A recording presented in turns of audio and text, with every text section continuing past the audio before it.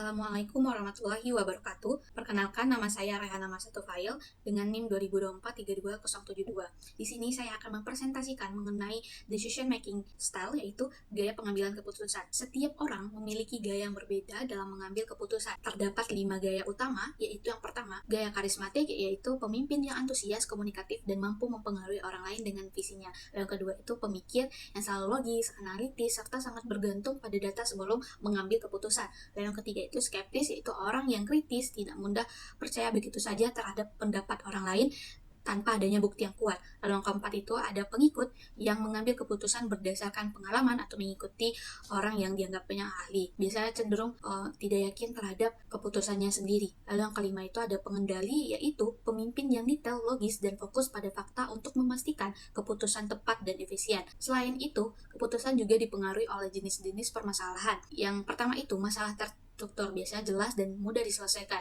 Lalu ada masalah tidak terstruktur, yaitu cenderung rumit dan butuh kreativitas. Lalu yang terakhir yaitu masalah kritis atau keputusan dalam kritis, yaitu masalah yang mendadak dan berisiko besar serta memerlukan keputusan yang cepat dan tegas.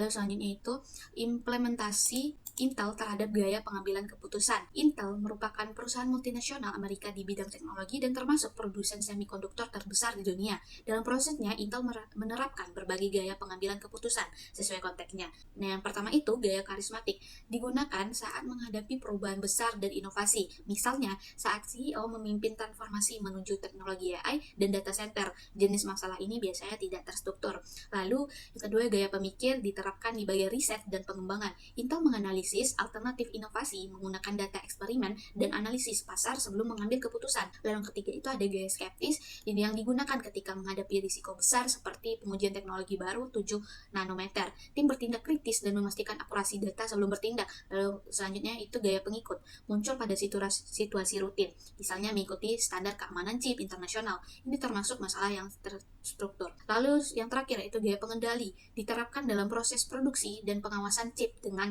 keputusan berbasis data, teknis, dan efisiensi energi. Ini termasuk jenis masalah yang terstruktur dan kritis. Lalu selanjutnya itu terdapat implikasi gaya pengambilan keputusan pada perusahaan Intel.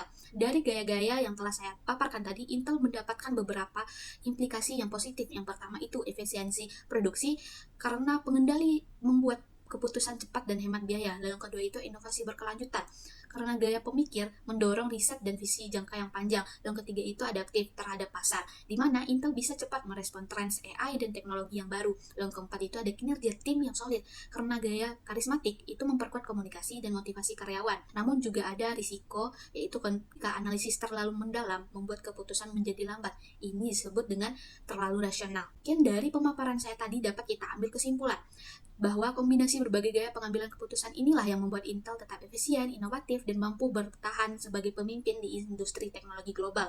Mungkin hanya itu yang dapat saya sampaikan pada presentasi pada saat ini. Jika ada salah, saya mohon maaf, dan terima kasih banyak atas perhatiannya. Assalamualaikum warahmatullahi wabarakatuh.